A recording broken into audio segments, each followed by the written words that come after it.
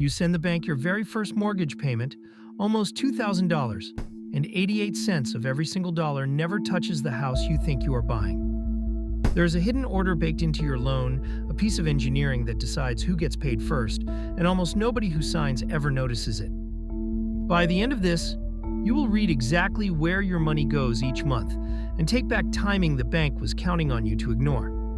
So let us follow that first payment and find out where it actually lands. Here is the story you have been told, the one that feels obviously true. You borrow to buy a home, you pay a chunk every month, and slice by slice that home becomes yours. Pay for 5 years and surely you own a real growing piece of it.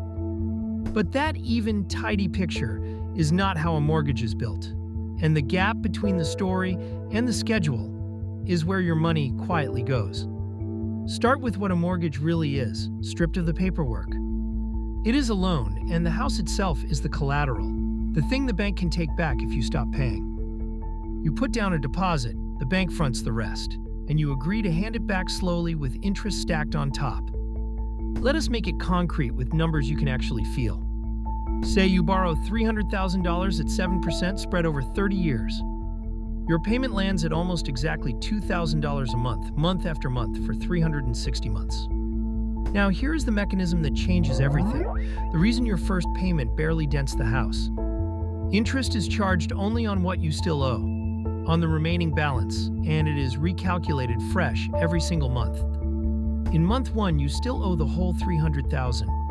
So the interest on it is enormous. 7% of $300,000 split across the year is about $1,750 due this month alone. But your payment is only $2,000, so once the bank takes its interest, barely $250 is left to actually buy the house. That is the 88 cents. Out of every dollar in that first payment, 88 go to the bank as rent on borrowed money, and 12 go to ownership. Picture it like a seesaw, the bank on one end and you on the other. At the start, the bank sits heavy and high, collecting almost all of it, while your side barely lifts off the ground. This split has a name, amortization, and the schedule that spells it out month by month is the most honest document in your entire loan. The bank keeps one, whether or not they ever hand it to you. Zoom out to your first full year and the pattern gets loud.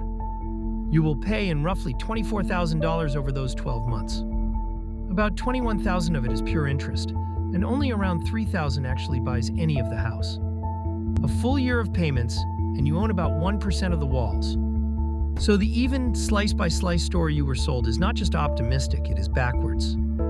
For the early years, you are not really buying a house, you are renting the bank's money and paying handsomely for the privilege.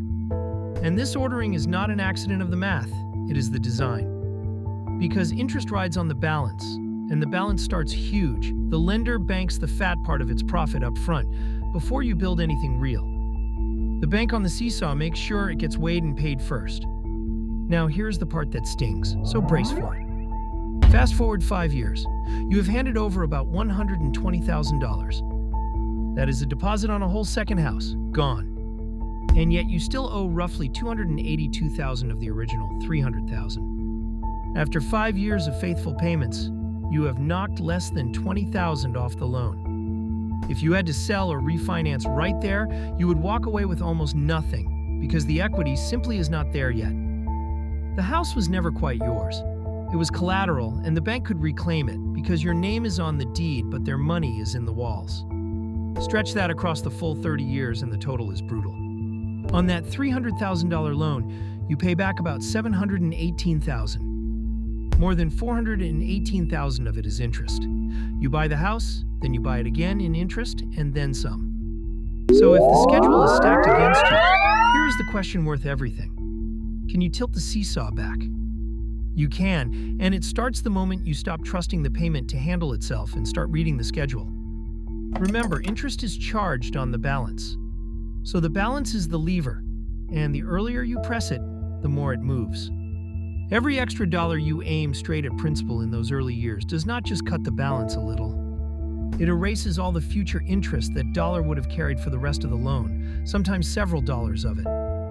An extra couple hundred a month early on can quietly lift years off a 30-year loan and save tens of thousands in interest.